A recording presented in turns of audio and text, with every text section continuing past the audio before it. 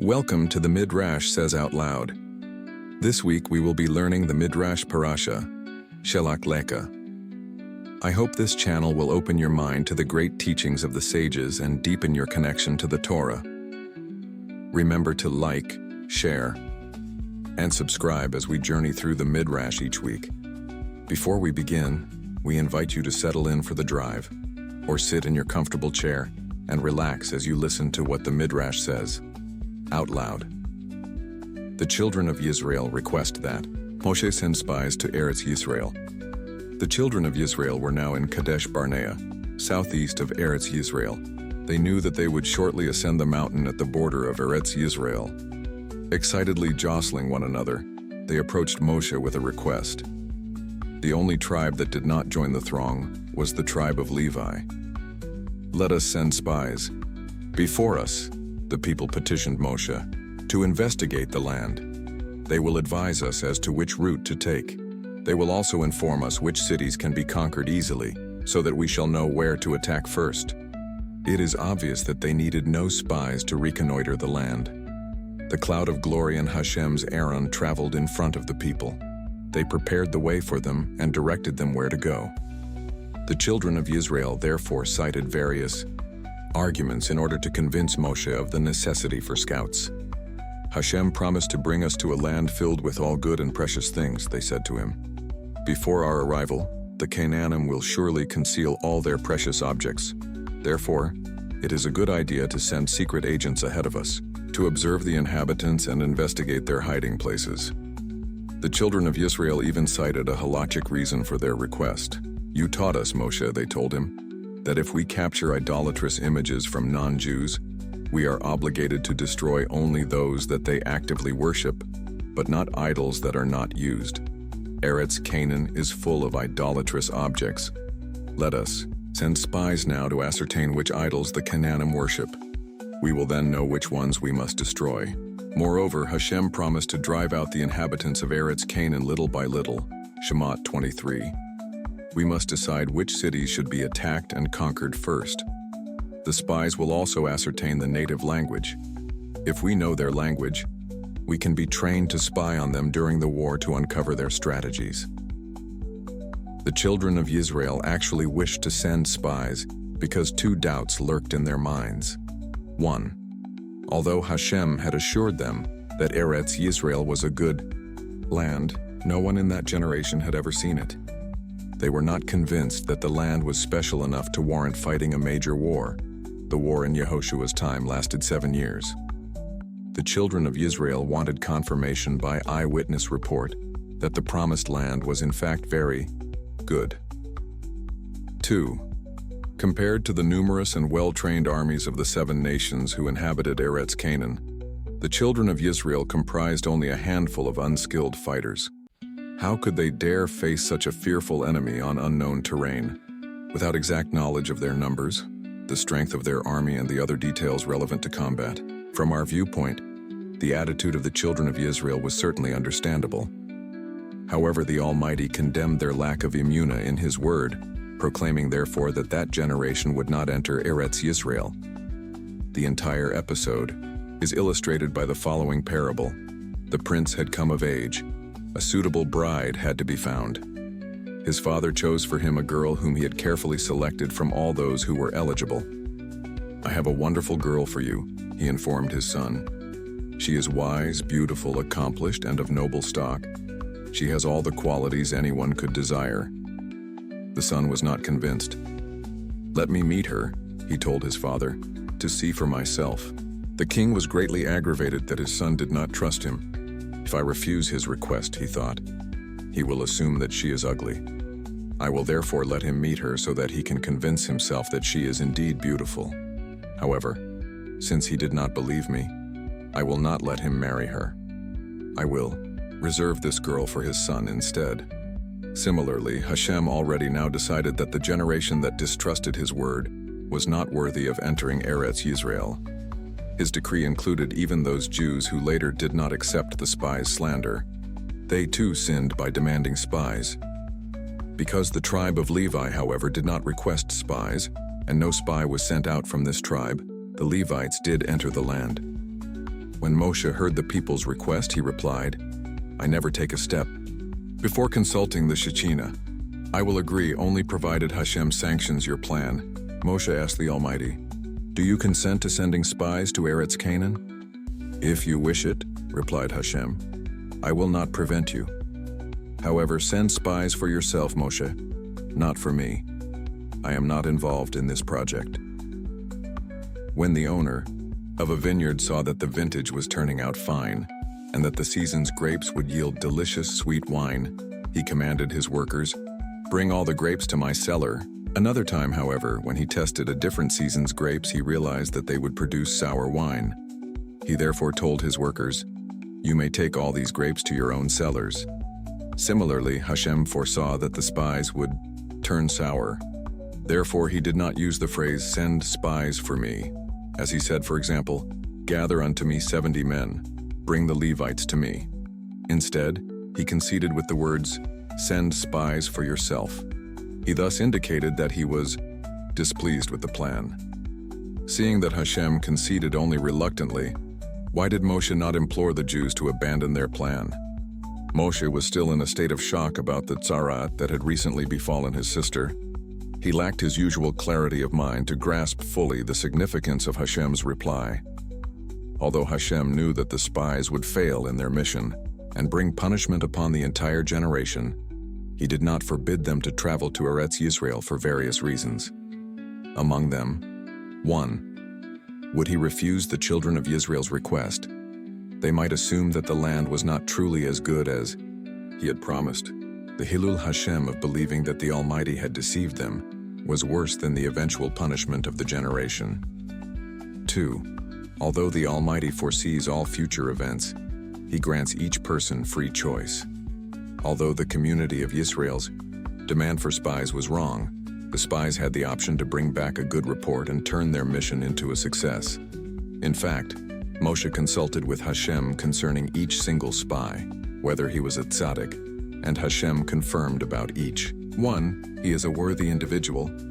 The 12 men who were selected were the 12 best of the community of Israel. When Moshe informed the Jews that Hashem agreed to the undertaking, he hoped that the children of Israel would reply that they did not need spies. After all, the fact that permission was granted meant that Eretz Yisrael must be a good land.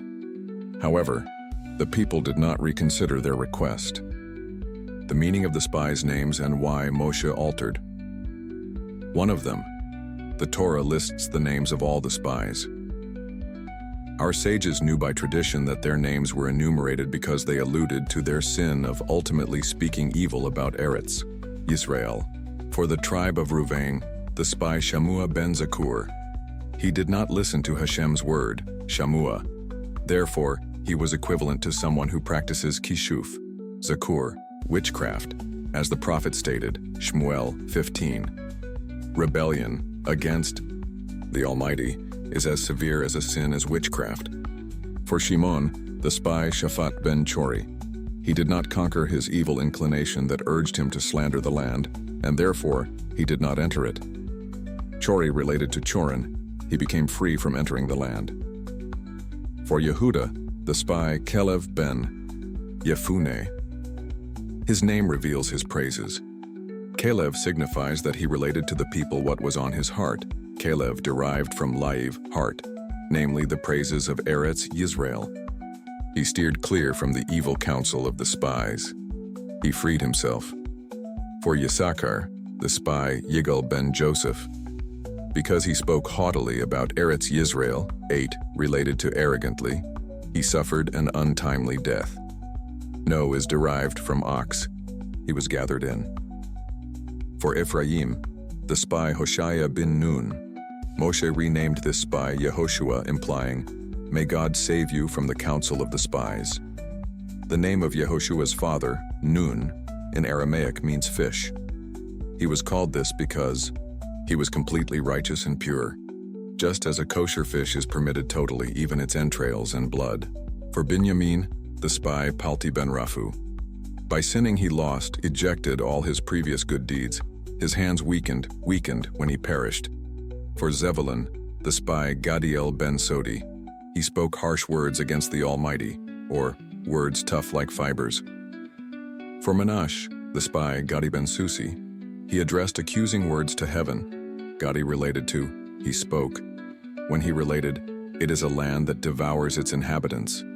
He called forth the heavenly anger. For Dan, the spy, Amiel ben Gemali, he forfeited this world and the next, as did all the spies, because he stated, the inhabitants of the land are stronger than we are. Hence he caused himself, derived from 10x EBP, not to arrive in Eretz Yisrael. For Asher, the spy Sesur ben Michael, by refusing to enter Eretz Yisrael, he opposed the Almighty. No is derived from Ano, he denied the Almighty's great miracles since Yetzias Mitzrayim.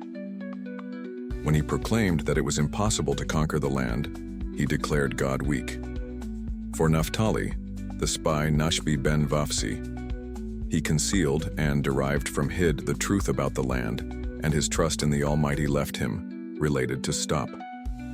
For Gad, the spy Gewail ben Machi, he arrogantly spoke lies against the Almighty as contracted from he boasted to Hashem. He was therefore given no portion in the land, 70 poor. He was stripped of his inheritance. When Moshe sent away the spies, he foresaw with Ruach HaKodesh that they would become corrupt.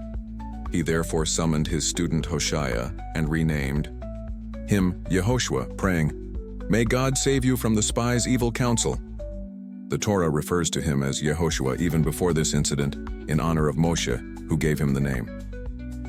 Why did Moshe pray especially on behalf of Yehoshua? 1. Moshe feared that Yehoshua might join the spies because of his great modesty. Since it was decreed that Moshe would die before entering the land, Yehoshua might acquiesce to their plan in order to prolong Moshe's life, thus deferring the time when he himself would assume the mantle of leadership. 2. Moshe considered that Yehoshua might be prone to speak Lashon Hara, because the founder of his tribe, Joseph, had spoken Lashon Hara. Slander might have become a natural tendency among the tribesmen of Joseph.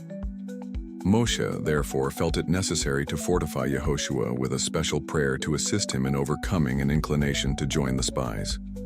Moshe instructs the spies. Moshe himself had never seen the Promised Land, but he had implicit faith in Hashem's assurance that it was flowing with milk and honey. He therefore gave the spies detailed instructions which would cause them to return, he thought, with an extremely favorable report. The people would then travel to the land joyously. He coached the spies on the following 2 points. 1. They should take a route designed to show them the land's fertility, productivity, and favorable climate. Moshe directed the spies, enter Eretz Yisrael from the southeast, and cross the land to the sea in the west. Then turn northward, going along the northern border. The south of Eretz Yisrael is its least fertile part. For this reason, the vicinity of Chevron was chosen as a cemetery. Nevertheless, even this region was 7 times more fruitful than the most productive city in the fertile land of Egypt.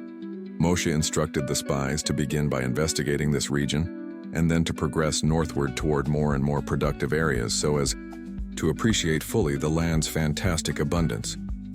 Another reason why he instructed the spies to begin traveling from the south was his hope that they would be protected from evil in the merit of Avraham, who traveled in the south of Eretz Yisrael. Find out the praises of Eretz Yisrael, he told them. See whether its fruits are fat and juicy or dry and shriveled, and you will not fail to notice how luscious the fruits are. Cut some medium-sized fruits so that the children of Yisrael will see with their own eyes that your praises are not exaggerated. 2. Moshe directed the spies on a second basic point. He knew that the children of Israel dreaded the war against the mighty armies of Canaan. He therefore pointed out that even if the Canaanim were physically strong, Hashem would subdue them because of their spiritual inferiority. Find out, Moshe ordered the spies, whether the tzaddik Job who resides there is still alive. If he has passed away, the inhabitants are without spiritual merits, and we will surely overcome them. Even though we are weaker, Hashem will assist us because the Canaanim do not have merits to shield them. Moshe taught the spies the divine 12-letter name as a protection in danger. Some say he gave them his staff. The spies become corrupted. The 12 spies were dispatched on the 29th of Sivan too. Although they had been tzaddikim at the time of their appointment, they turned sour as soon as Moshe sent them out. They immediately decided to bring back a derogatory report so as to detain the children of Israel. What caused the spies to become corrupted? They said to each other, "Under Moshe's leadership we are heads of the people. As soon as we enter Eretz Yisrael, Yehoshua will become the leader. He will then appoint a different cabinet of ministers. Let us therefore detain the people in the wilderness to ensure that we shall not be demoted from our high positions." They spent the next 40 days planning how to make it plausible that Eretz Yisrael could not be conquered. The narrative of the spies serves as an example how the desire for honor corrupts people. Similarly, Korach rebelled because he sought honor. King Yerovam, who ruled over the 10 tribes, for the same reason lost his portion in Olam Haba. When the people visited the Beis Hamikdash on the festivals, they noticed that only Rehavam, Yerovam's opponent who ruled over the tribe of Yehuda, sat down. Yerovam was not permitted to sit in the Azara since he was not a descendant of the Davidic dynasty. Seeing that he was losing followers, Yerovam set up calves for worship and invented his own festivals in order to prevent the people from congregating in the Beis Hamikdash. In the end, he was killed and condemned to Gehinnom. A person's desire for respect and honor, at best, hinders his service of Hashem, or can corrupt him totally. Both Yehoshua and Kelev opposed the spies' schemes, but while Yehoshua voiced his objections, Kelev thought it wiser to conceal his true thoughts. The spies entered Eretz Yisrael from the south and progressed northward. Their presence would certainly have attracted the notice of the Canaanim, and they might have been slain, if not for miraculous protection from above. Hashem afflicted the rulers of every city they passed with a plague. The Canaanim were therefore preoccupied with mourning and burying their dead, and the strangers went unnoticed. On the very day the spies entered, Hashem caused Job to die. Leov's loss occasioned a general mourning, again distracting the populace's attention from the strangers. But rather than acknowledging the Almighty's providence, the spies seized upon the events to denigrate Eretz Yisrael, reporting later to the people, "It is a land of epidemics. Wherever we passed, we saw people dying in droves." Hashem performed another miracle to save the spies from death. If a Canaanite attempted to announce, "These are Jewish spies," no words escaped his lips. He became as mute as a stone. The spies entered the vicinity of Chevron where the cave of Machpelah is located, but they were afraid to go there to pray. It was known that giants lived in that area. Kelev alone ignored the danger. He resolved to visit the holy site where our forefathers are buried, reasoning, "How can I avoid being drawn into the conspiracy of the spies? Yehoshua is protected by Moshe's tefillah, but I must entreat Hashem to assist me." He therefore entered the cave to pray. The Shechinah entered together with him to inform the forefathers that the time had arrived for their descendants to conquer the land. Kelev threw himself down at the graves of the forefathers and prayed, "Fathers of the world, beg for mercy that I be saved from the counsel of the spies." The spies continued their route until Nachal Eshkol. The Torah names this valley Nachal Eshkol, the brook of the vine, because there they cut a vine whose juice dripped down like a brook. When they arrived, Kelev reminded the others that Moshe had instructed them to bring back some of the luscious fruit of Eretz Yisrael. The spies refused because they were not interested in demonstrating the productivity of the land. Kelev threatened, "If you do not pick any fruits, I shall draw my sword. We will see who will slay whom." Acquainted with Kalev's courage and his tremendous physical strength, the spies obeyed. However, they chose monstrous, oversized fruits in order to tell the people later that a country that produces such strange fruits was queer, and ordinary people could not survive there. The spies picked a vine branch on which hung a cluster of grapes of the tremendous weight of 9 to 60 sa'ah. 8 people were needed to transport it. The 9th spy carried figs, and the 10th, a pomegranate. However, Yehoshua and Kelev, who realized that the spies would use the fruits to denigrate Eretz, Yisrael carried nothing. While cutting the fruit in Nakal Eshkol, they were spotted by 3 giants who lived in the neighborhood of Chevron. The giants were Achiman, Sheshai, and Talmai, the 3 sons of Arba, who was the tallest of all giants. They were the last remnant of the ancient giants born after the generation of the flood. What do their names signify? Achiman implies that he used to boast, "My brothers, who can overcome me?" Who? He was the mightiest of the brothers. Sheshai was as hard and strong as marble. Talmai's footprints in the soil were like deeply plowed furrows. Achiman, Sheshai, and Talmai approached the spies with enormous strides and ear-shattering screams. The spies pronounced the 12-letter name, which Moshe had taught them, but to no avail. 56. When the giants drew near, all the spies fainted except Yehoshua and Kelev, who had strengthened themselves in their belief in Hashem. When the Canaanim saw them lying unconscious on the ground, they revived them with a form of artificial respiration. "We see that you have come here to cut down the trees which we worship and to destroy our images," roared the giants. "No," replied the spies faintly. "We merely picked some fruit." "Go away from here," threatened the giants. "Your God will soon bring you to this land, and then you will have time to chop down our trees."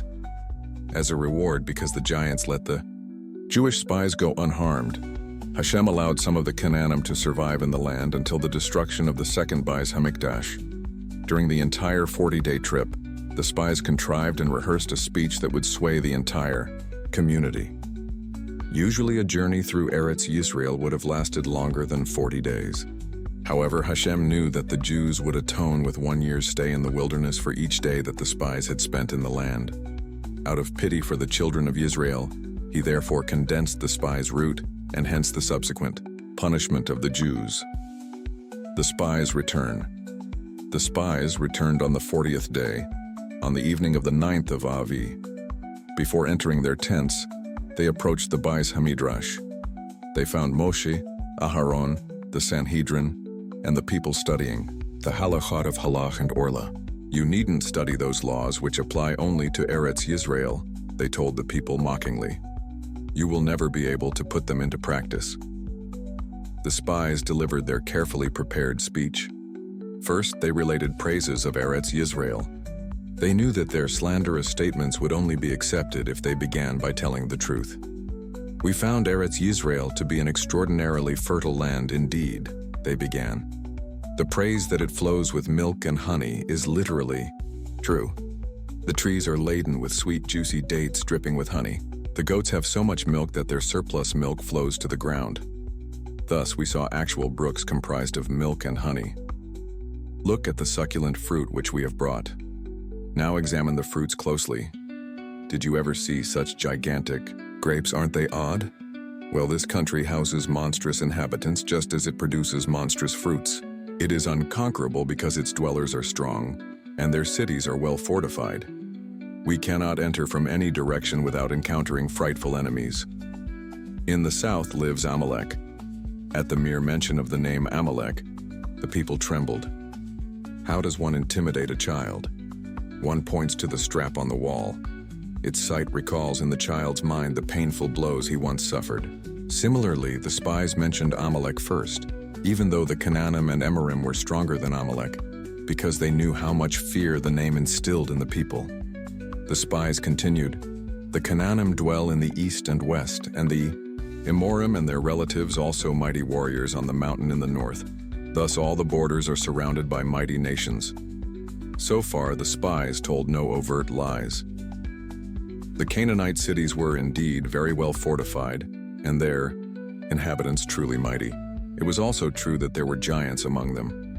However, the spies' suggestion that the land was unconquerable did not constitute a factual report, but rather a personal opinion. They had not been asked to take a stand as to whether the land was vincible or not. If they did wish to state their views, they should have mentioned them to Moshe in private.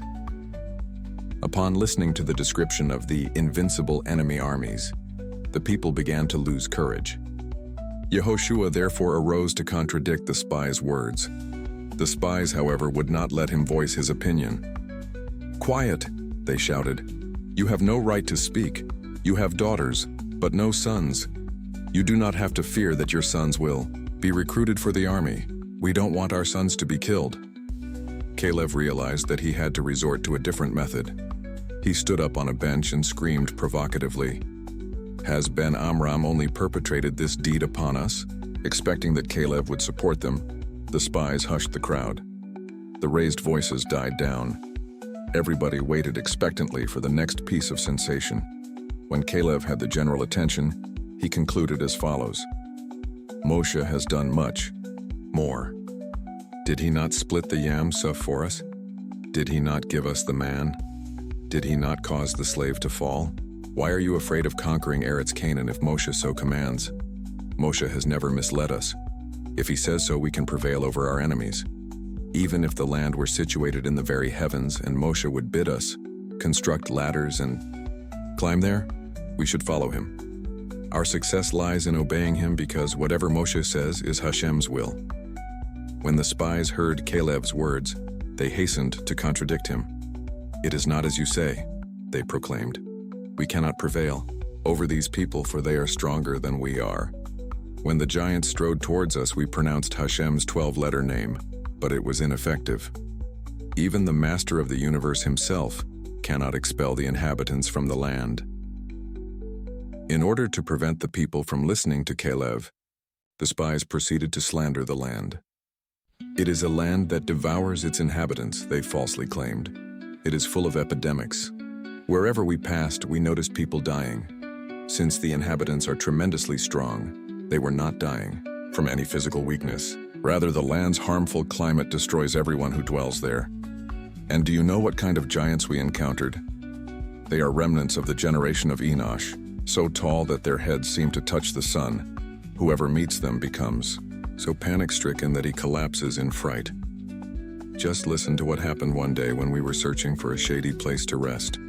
We entered what we thought was a cave, but in reality was the shell of a giant pomegranate. We rested in it for a while. Then a giant's daughter came by and picked it up, with all 12 of us sitting inside. She didn't even realize that we were there. Later, she just threw away the peel outside her garden. 78. Compared to those giants, we are mere ants. In fact, we once overheard one giant remark to another about us. There are some creatures as tiny as grasshoppers in the vineyard that look like people. The spies' slanderous words achieved their purpose. The Jews believed them and were terrified of the prospects of invasion. The Jews weep causelessly and Hashem is angry. That night, the people withdrew to their tents lamenting. Fathers mournfully told their children, "Woe to you! Soon our enemies, the Emorim, will be your masters." The tearful lamentations of one family in their tent similarly affected their neighbors, and they too began to complain. Finally, all the men of the congregation were weeping. However, the women did not take part in the wailing. The heads of the Sanhedrin complained to Moshe, "We do not question Hashem's justice. If he decreed death upon us, we will accept it. But why does he slay us by the swords of the idolaters in Eretz Canaan? We would prefer to have died in Egypt or to pass away here in the wilderness." "It shall be as you wish," responded Hashem. "You will pass away in the wilderness." The night of lamenting was the night of the 9th of Aver, said the Almighty. "You wept without reason. I will therefore provide you with a cause." The 9th of Av will become a time of national mourning. On this very date, both the first and the second Beis Hamikdash will be destroyed. On that 9th of Av, it was decreed that both temples would be laid waste and that the Jews would be exiled, as it says, Tehillim 106:24. And they despised the desirable land. They did not believe his word. They murmured in their tents and did not listen to the voice of Hashem. Therefore he swore to cause them to fall in the wilderness and to cause their descendants to fall among the nations and to disperse them in the lands. Ibako Sivke Balayla, she, the Jewish people, will weep and weep in the night. Aicha 1. To what does the twofold weeping refer? They will weep about the destruction of the first and second temples. They will weep about the exile of the 10 tribes and that of Yehuda and Binyamin. The complaints continued on the next morning. An outcry that cropped up whenever there were complaints could be heard from a group of dissenters. Let us appoint new leaders and return to Egypt. They suggested, let us appoint Datan instead of Moshe, and Aviram instead of Aharon, and go back to Egypt. We prefer to be slaves there to falling by the swords of the Canaanim. Datan and Aviram resented that Moshe and Aharon had taken the people out of Egypt. They were always ready to instigate them to return there. The phrase, let us return to Egypt, implied also to the Egyptian lifestyle, without Torah and mitzvot. This therefore constituted a rebellion against the Almighty. When Moshe, Aharon, Yehoshua and Kelev heard these words, they feared Hashem's immediate punishment and entreated him for mercy. Yehoshua and Kelev rent their garments in anguish. Moshe and Aharon fell upon their faces to pray and to express their plea to the people not to rebel against Hashem. Moshe and Aharon were at a loss for words, 90, but Yehoshua and Kelev contradicted the spies firmly. They proclaimed, the land which we investigated is very, very good. They did not exaggerate when they described Eretz Yisrael as extremely good. The Assyrian king Sancheriv commissioned his general Rabshakeh to persuade the Jews to surrender. Rabshakeh tried to convince them that they would benefit by resettling in a different country, rather than living in a state of constant insecurity and readiness for combat in Eretz Yisrael. He promised the Jews, I will take you to a land like your own land, a land of corn and wine, a land of bread and vineyards, a land of olives and of honey, that you may live and not die. Team Melachim 18. Rabshakeh referred to an extremely fertile country in Africa. Wasn't it foolish of that general to promise the children of Israel a land like their own land? If someone persuades a woman to become his wife, does he say, I am just as rich as your father? I promise you the same meat and wine as you used to have? Wouldn't he rather offer her a higher standard of living than the one to which she was accustomed? Why then did Rabshakeh not promise to lead the Jews to a better land than their homeland? However, even Rabshakeh could not claim that any land was superior to Eretz Yisrael. Such a statement would have been ridiculed as an obvious lie. From the fact that Rabshakeh, an enemy of the Jews who wished to denigrate Eretz Yisrael, did not dare to belittle the land, we see its generally acknowledged superiority. All the nations of the world wished to possess Eretz Yisrael. In the olden times, a king who did not have a palace there was not considered important. Yehoshua and Kelev assured the people, if only you fear Hashem, he will assist you in conquering the land. It truly flows with milk and honey, for its fruit is as fat as milk and as sweet as honey. Your fear of the strength of the Canaanim is a rebellion against Hashem. The Almighty will drive them out before you, just as he took you out of Egypt. If you believe in him, you will succeed. We too saw the giants, but unlike the other spies, we were not afraid of them. We realized that the heavenly death sentence was inscribed upon their faces. Don't you realize that the physical strength of the Canaanim is immaterial? Hashem has overthrown their spiritual representative in heaven and sealed their doom. The Canaanim's measure of sins is full, and they have no more merits to shield them. The one great tzaddik among them, Job, whose merit protected them, has passed away. However, the people refused to listen to Yehoshua and Kelev. They proclaimed, you are not trustworthy. You, Yehoshua, wish to enter Eretz Yisrael because you will become the leader, and you, Kelev, support him because you are his close friend. Our other brothers, the spies, defend our interests better than you do. The Jews decided to threaten Yehoshua and Kelev by casting stones at them. Immediately, Hashem's cloud of glory descended to protect them. The children of Israel realized that they had done wrong and desisted. Hashem spoke to Moshe in great anger. How much longer will this people continue to provoke me? He said. Whatever I plan is for their benefit, but they constantly choose to complain. I took them out of Egypt, but they complained at the Yam Suf. I gave them the Torah at Hari, Sinai, and shortly thereafter they made a golden calf.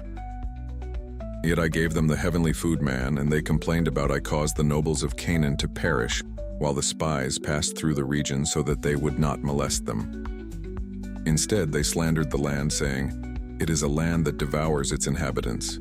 There is no longer hope of implanting in this generation the emunah and fear of heaven needed to live in Eretz Yisrael. Let me destroy them through a plague of pestilence. In order to fulfill my promise to the forefathers, I will instead increase your descendants, Moshe, and make of them a great nation. Any word of blessing emanating from Hashem's mouth takes effect, even if it was bound to an unfulfilled condition. Because Hashem promised to make Moshe into a great nation, his grandsons multiplied to become more than 600,000, as it says, and the sons of Rechavia, son of Eliezer ben Moshe, increased exceedingly. Divrei Hayamim 23. Moshe defends the community of Israel, appealing to the attributes of divine mercy. Although the people had rebelled against Moshe by saying, "Let us return to Egypt," he took no offense. As usual, the selfless shepherd Moshe did his utmost to defend the community of Israel. "If you slay the people instead of bringing them to the land," he argued with the Almighty, "the Gentile nations, unaware that you are punishing the Jews for their sins, will proclaim, 'Why did the Almighty annihilate a people which he loved and in whose midst he dwells? It must be because he has no power to give them Eretz Canaan.'" "Son of Amram," Hashem retorted, "don't the nations know my strength because they heard of the great miracles that I performed at the Yam Suf?" Moshe replied, "They will say, 'Although he overcame one king, Pharaoh, he is not able to conquer the 31 kings of Eretz Canaan. He therefore slaughtered his people in the wilderness. And now, Hashem, let your mercy prevail over your anger. Fulfill your words that you are long-suffering and patient even with the wicked. Do not pay attention to what I said before." To what prior conversation was Moshe referring here? When Moshe ascended to heaven to receive the Lusho, he found the Almighty writing the words, "Hashem is long-suffering." He asked, "Does this phrase mean that you are forbearing when a tzaddik sins?" "Not only tzaddikim," Hashem replied. "It refers to Reshaim too." "Why are you patient with the wicked?" Moshe questioned. "Let them perish." "The day will come," Hashem retorted, "when you will be happy about this attribute of mercy and you will resort to it." When the Jews sinned, in the incident of the spies, they were categorized as Reshaim because they had repeatedly sinned. Moshe therefore appealed to Hashem to be long-suffering with them. "Didn't you say I should be patient with tzaddikim only?" Hashem asked Moshe. "And didn't you assure me that you are patient with Risham too?" Moshe reminded him. Moshe said to Hashem, "Your true strength is revealed in the world when you exercise patience, for the truly mighty is he who controls himself. Even if the children of Israel have angered you by testing you now for the 10th time, remember that Abraham, at the 10th trial with which you tested him, conquered his compassion for his son Yitzchak and was willing to slaughter him. In return, let your mercy now conquer your anger. It will then be clear that you are mighty." Moshe appealed to the divine attributes of mercy. Hashem had promised that he would always respond favorably to these. There are 13 attributes of divine mercy, but Moshe appealed only to 6 at that time. He felt that the Jews had not done teshuvah for their rebellion against Hashem. He therefore did not dare to ask for complete forgiveness but only for postponement of the punishment to prevent immediate and complete destruction. "Hashem," he exclaimed, "who is long-suffering and abundant in mercy, who forgives iniquity and transgression, who forgives those who return to him and punishes those who don't, but rather than destroying them, distributes the sin of the fathers over 3 or 4 generations of their descendants, do not decree death upon the community of Israel." Hashem replied, "Although I will not forgive the Jewish people completely, I will pardon them according to your words. Rather than annihilating them immediately, I will punish this generation with eventual death in the wilderness and distribute the rest of the punishment over the coming generations, the punishment of the generation of the wilderness." Hashem explained to Moshe the punishment of the generation of the wilderness. "This generation," he swore, "that saw my miracles in Egypt and in the wilderness, and yet tested me 10 times will not enter the land. Tell the people that I swore to fulfill their request. They asked to pass away in the wilderness, and they will. All the men between 20 and 60, those who are eligible for the army but refuse to face the Canaanim in combat, will die at the age of 60, having dug their own graves. Their sons will bear the rest of the punishment by wandering in the wilderness for 40 years until all the men of the generation that left Egypt reach the age of 60 and perish. How was Hashem's word fulfilled? While the children of Israel wandered in the wilderness, some men died during the course of the year, but most passed away on the 9th of Avi. Every Erev Tisha B'Av Moshe proclaimed, "Go dig graves for yourselves." Each Jew dug his own grave and rested therein during the night of Tisha B'Av. Of those who had reached the age of 60, over 15 passed away each year. Those who survived were not permitted to leave their graves in the morning until Moshe proclaimed, "All those who are alive, arise." Before a Jew died, a worm crawled out of his navel and entered his mouth, thus atoning for his believing the Spies' slander. His suffering expiated his guilt and, according to one view, permitted him to regain his share in Olam Haba. The members of this generation, who heard the voice of Hashem at Har Sinai, resembled the angels despite their sins. In death, their bodies did not decay. On Erev Tisha B'Av of the 40th year in the wilderness, a marvelous occurrence transpired. As usual, the people dug their own graves, but the next morning they discovered that no one had passed away. Nevertheless, they did not dare believe that the dying had ended, since many men who had been 20 at the time of the death decree were still alive. The people therefore assumed that they had incorrectly calculated the beginning of the month.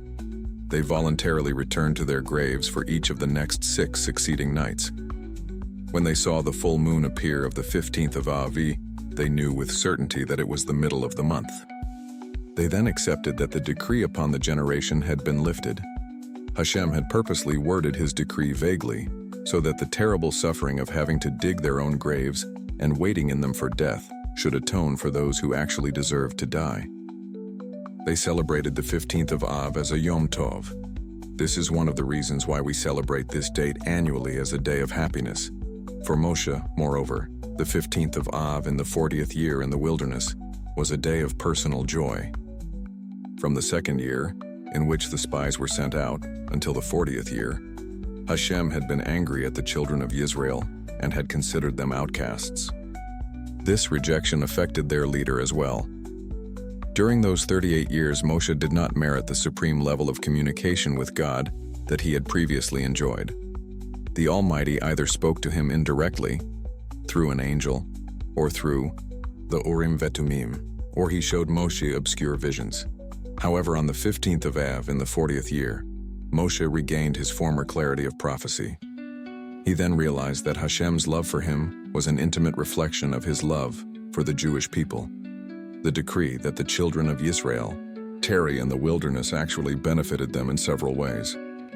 1. Hashem said, "Originally I had sworn in my wrath that the generation of the wilderness forfeit their Olam Haba. Later, however, I acted mercifully and annulled my oath. Since the Jews willingly accepted my decree, to the extent of preparing their own graves and resting therein, their sins were atoned, and they will be spared from eternal punishment." 2. The 40 years of wandering also benefited those entering the land. When the Canaanim heard that the children of Israel were on their way to the land, they felled their trees and burned their houses, so that those entering would find a bare, devastated country. Hashem detained the Jews in the wilderness until the Canaanim had recultivated their soil and rebuilt their homes. 3. Hashem said, "If I bring the people to Eretz Yisrael immediately, each one will hurry to his field and his vineyard, and devote all his energy to tending them. Let me seclude the children of Israel in the desert for a 40-year period, during which they will study Torah while eating the man. They will then enter Eretz Yisrael purified." The death decree did not include the following groups: Yehoshua and Kelev, the women of the generation of the wilderness. They did not participate in the people's sins but were always loyal to Hashem and to Moshe. The men above 60, for example, Yair and Machir, sons of Menashe, who were born when Yaakov was still alive. The members of the tribe of Levi, since they had not participated in the sin of golden calf of the spies and in the other rebellious incidents. The above groups entered Eretz Yisrael. The spies are punished, and Yehoshua and Kelev promised reward. The 10 spies who had slandered the land died immediately. They were not granted the opportunity to do teshuvah because they had incited an entire people to sin. 122.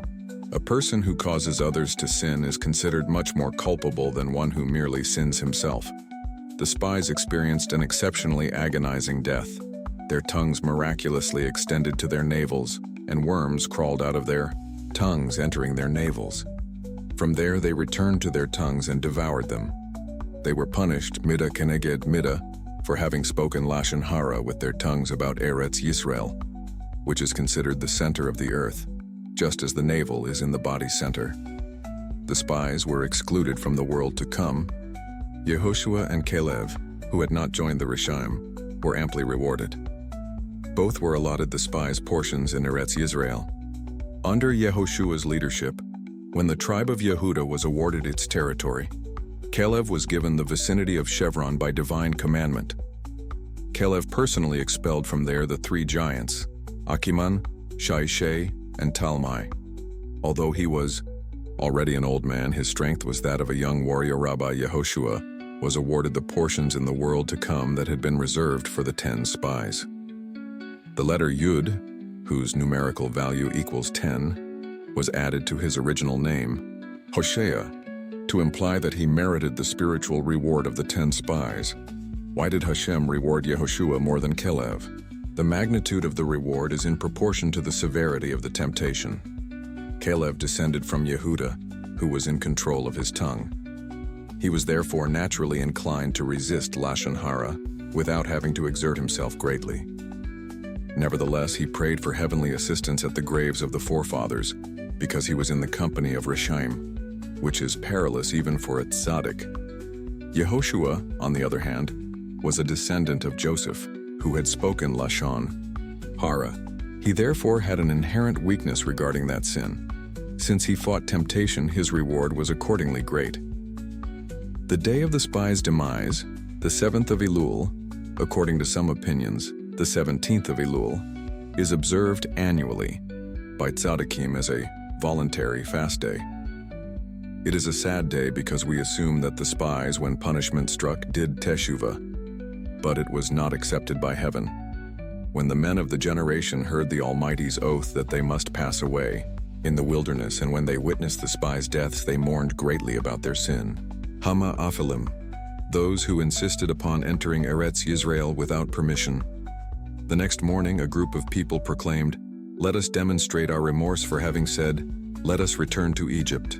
Now we will travel to Eretz Yisrael immediately." Moshe warned them, "You will not succeed.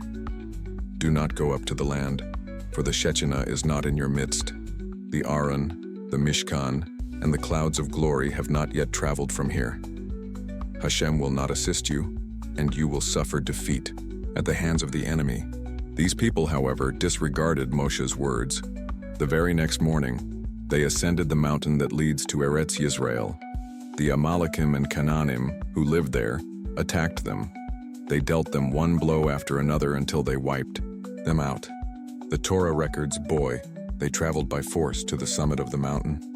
This dissident group is known as Oboyan, the Ma'afilim, which means 1. The brazenly insistent ones, because they insisted upon having their own way. 2.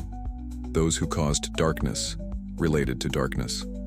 Rather than sanctifying the Almighty's name, they desecrated it. When they were smitten by the enemies, the nations, unaware that Hashem was punishing these Jews, believed that he was powerless against the enemy. Hence, the Ma'afilim caused a Hilul Hashem. Nesakim uminkas nesakim, the laws of the flour, offerings and poured wine offerings that accompany all Olah and Shlamim sacrifices.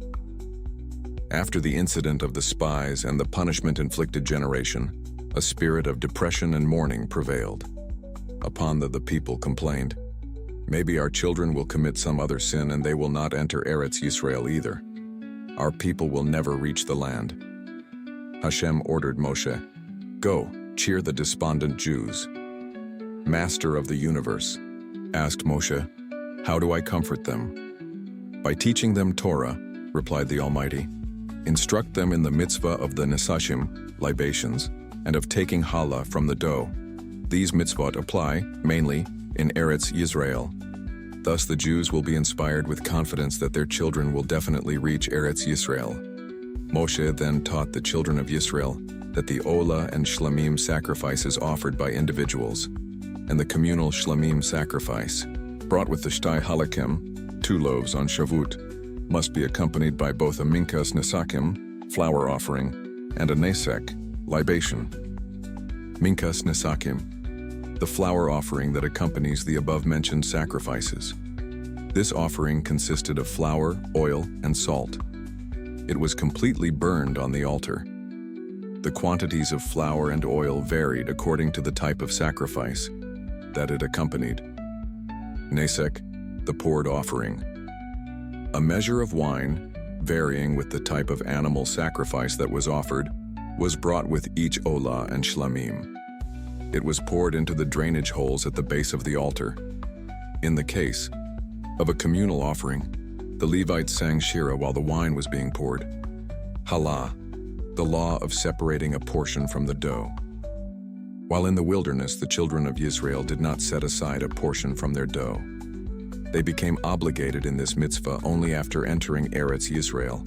From then on, whenever someone made an omer of dough from one of the 5 kinds of grain, wheat, barley, oats, spelt, or rye, he was required to separate a part of the dough, termed challah. The challah was holy and was given to the Kohen. The mitzvah of challah actually applies only in Eretz Yisrael at a time when the majority of the Jewish people is there. However, our sages ordained that challah be separated even outside of Eretz Yisrael, and even in our time, so that these laws should not be forgotten. Today, our challah has to be burned. Although we fulfill our obligation today even by separating a very tiny amount of dough, the minhag is to separate a kezayit of dough and burn it. Someone who has prepared the appropriate quantity of dough separates the challah and recites the blessing. Baruch Ata, Asher Kidshanu b'mitzvotav vetzivanu lehafrish challah min ha'isa. Blessed are you, Hashem, our God, King of the universe, who commanded us to separate challah from the dough. If one forgot to take challah from the raw dough, he must still take it from the bread. Although anyone in the household may separate challah, this mitzvah was specifically commanded to the wife. She thereby amends the sin of the first woman, Hava. Our sages term Adam the pure challah of the world. This means that he was created by Hashem completely pure without evil desires. Hava caused Adam to lose his former purity. After he sinned, he and his descendants were drawn towards physical desires, even if the fulfillment of these desires would harm them. The mitzvah of separating challah has the potential to bring back the purity of spirit that was lost through Adam's sin. Hence, by fulfilling this mitzvah, a woman rectifies Hava's sin. One should be careful to fulfill the mitzvah of separating challah. Famine is brought upon the world as a result of neglecting it, while its observance brings material blessing to the household. Par useirai avoda zara, a special offering given. If a majority of the community has erroneously performed an idolatrous service. If the Great Sanhedrin erroneously decided that an act classified as idolatry was permitted, and a majority of the people acted in accord with its decision, the Torah requires each tribe, even if its members had not sinned, to offer an ox as an olah sacrifice, a he-goat as a hatat. These sacrifices would atone for the sin. For idolatry, the Torah mandated different korbanos than those prescribed for other sins, because idol worship is a sin so severe that one who commits is considered as though he had transgressed all the mitzvot of the Torah. The Torah explains that these sacrifices achieve atonement because the sinful action was based on a mistake in halakha. One who deliberately worships idols, however, cannot bring a korban unless he does teshuvah. Otherwise, he incurs the karai's punishment, or if he was warned and witnesses observed his act, he is punished by stoning. He has scorned the second commandment, which the community of Israel heard directly from Hashem's mouth. You shall have no other gods before me. to be careful not to be among those who scorn Hashem's word.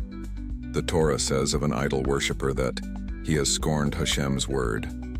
In addition, our sages list 146 a number of offenders who are labeled as scorning Hashem's word.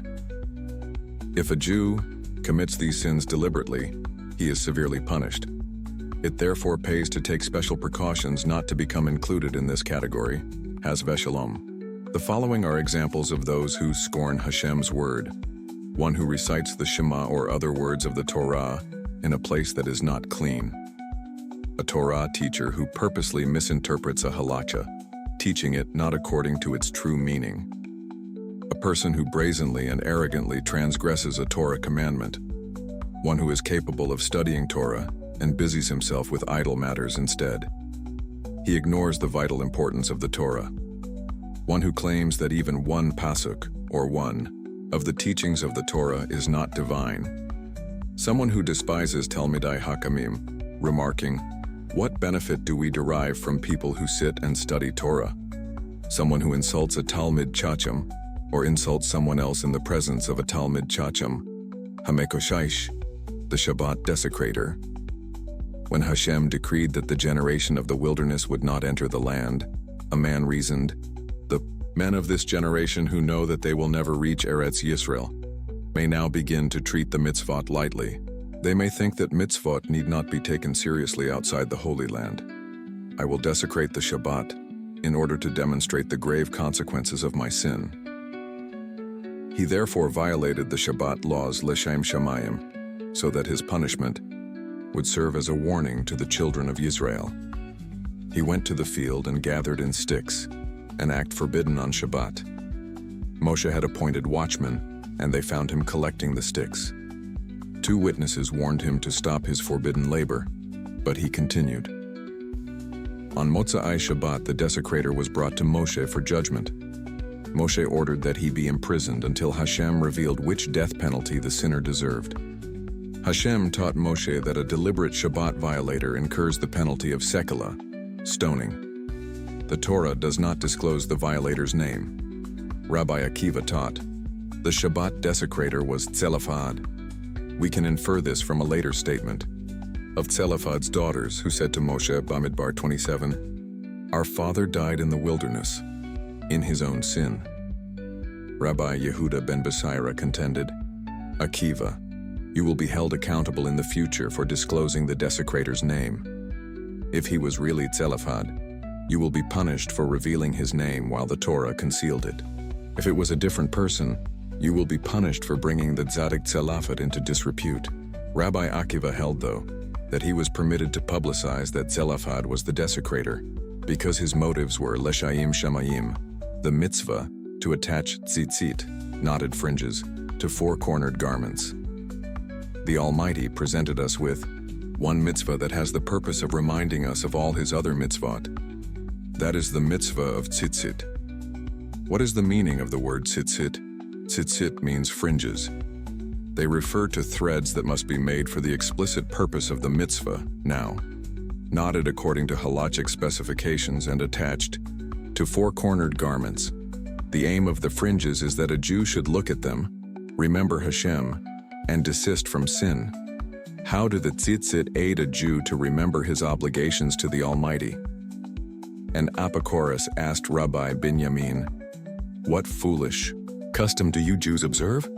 Why do you hang on the corners of your garments 8 knotted strings?" "I will explain it in a simple way," replied Rabbi Binyamin.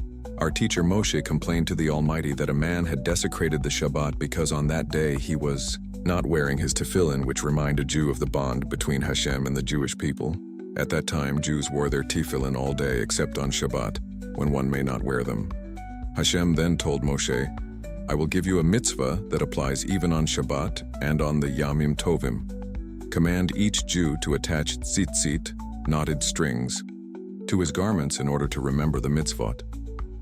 You see that we act like those people who make knots in their handkerchiefs in order to recall certain matters. Moreover, the Almighty ordered us to mark our garments, just as a master bids his slave to knot his garments as a sign of servitude. Each detail of the mitzvah is designed to remind us that, as the Almighty's servants, We are obligated to fulfill his commandments.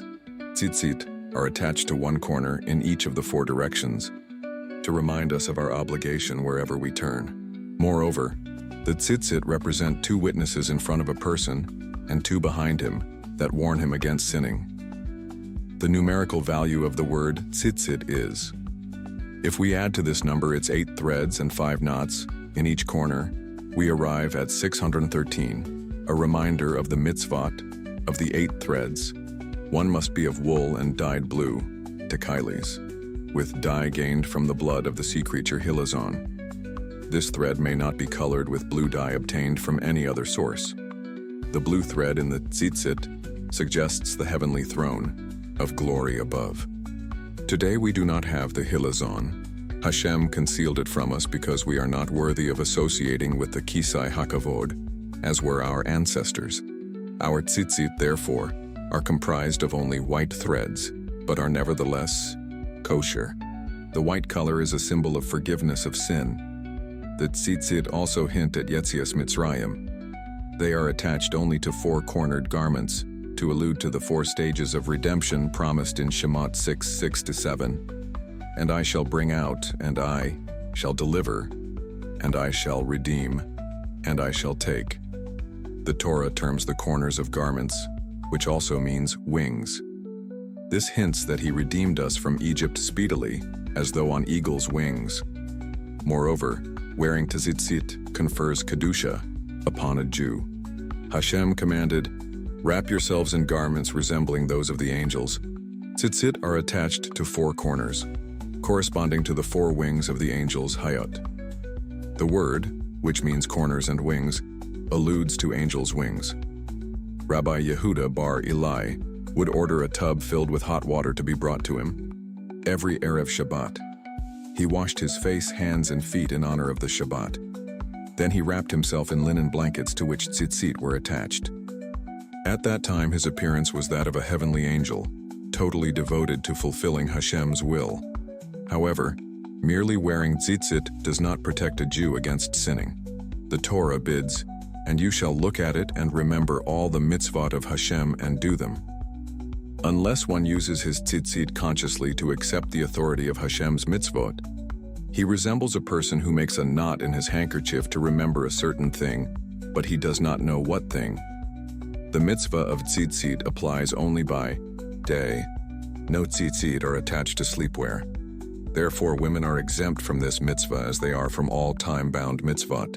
One is obligated to attach tzitzit to one's garments only if he happens to wear a 4-cornered garment, just as one is only obligated in the mitzvah of fencing in his roof if his home has a roof.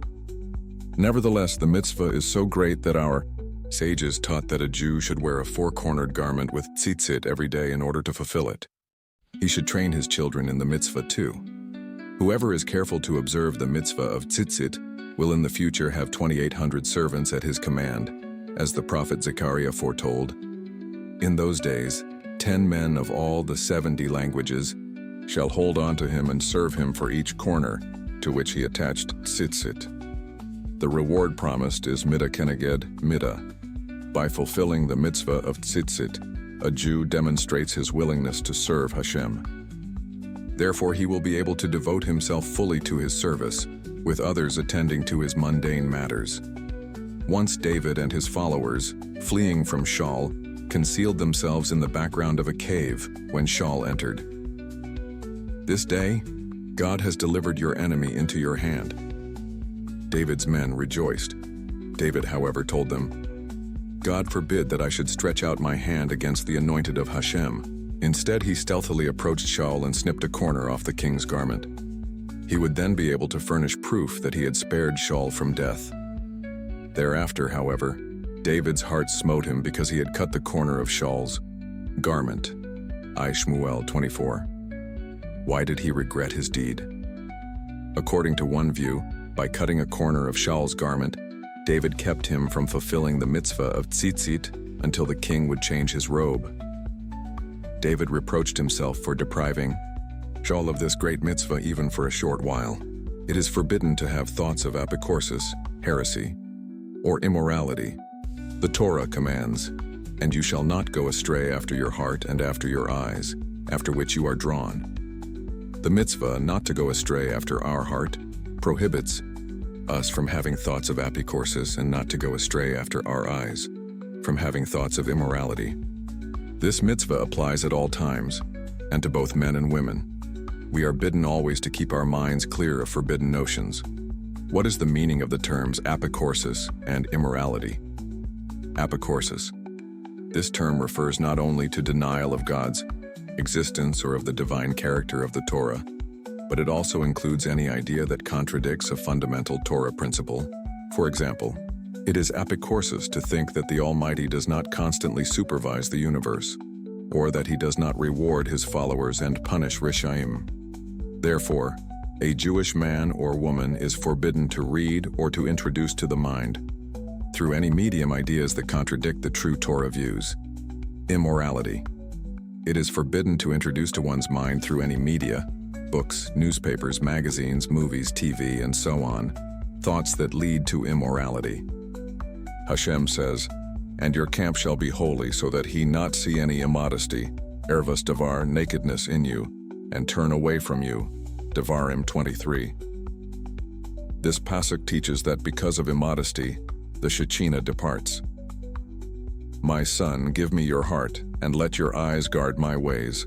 Mishlai 23. The verse above addresses the entire Jewish people, who are called Hashem's sons, as it says, Devarim 14. You are the children of Hashem, your God. It admonishes a Jew to dedicate his thoughts and his eyes to Hashem, since both can entice one to sin. As long as a person's intellect is filled with images and desires that contradict Torah, he cannot achieve meditations of Kedusha in his Torah learning and prayers. Just as it is impossible to grow good wheat if the soil has not been previously cleared of stones and stubble, a person's heart is not receptive to the words of the living God while harboring evil fantasies. Impure thoughts clog the mind, so that the truth does not penetrate. Lest a person say, "My thoughts are firmly anchored in Torah wisdom and fear of Hashem, and I will not be harmed by contact with sin," the verse emphasizes, "My son, give me your heart and your eyes." Our sages maintain that the Yetzer Hara was granted a natural power to arouse desire when a person sees immorality, no matter how great the individual. Similarly, even the wisest person is naturally affected by apicorsis. No matter how good a person's intentions are, or how great a tzaddik he is, he will not succeed in Torah and Avodah Hashem unless he steadfastly reserves his eyes and mind for Hashem alone by distancing himself from apicorsis and immorality. Avuya, one of the most distinguished men of his generation, invited the great Torah teachers of Yerushalayim to his son's Brit Milah. At the meal, some of them composed songs while others invented rhymes according to the Spies. Rabbi Eliezer said to Rabbi Yehoshua, "Let us speak words of Torah." They began to expound various Torah teachings. Their profound and true words caused a heavenly fire to surround them, similar to the fire at Matan Torah. Impressed by the greatness of Torah scholars, Avuya swore, "Since this is the distinction achieved by Torah study, I will dedicate my son to Torah." However, his son's Torah did not endure. The father's main aim in consecrating him to Torah study was not l'shaim shamayim, but for the sake of the honor and power gained from it. Elisha became an eminent Torah student, and eventually a Torah luminary. However, he abandoned observance of the Torah. Two incidents that disturbed him greatly contributed towards his deserting Torah. When he was once teaching Torah in the valley of Ginnesor on a Shabbat, he saw a Jew climbing a tree and taking from its branches a mother bird together with its young. He thereby desecrated the Shabbat and violated the prohibition, "You shall not take the mother bird together with the young." Devarim 22. On Motzai Shabbat, Elisha observed another man who climbed the tree and sent away the mother bird before taking the eggs as the Torah commands. While he was sliding down from the tree, he was fatally bitten by a snake. Elisha regarded this episode as a contradiction of the Torah promise that one who fulfills the mitzvah of sending away the mother bird will live a long and good life. Had he sought the truth, he would have understood that the promise refers to the world of everlasting life and absolute good. After this incident, he began to doubt the truth of the Torah.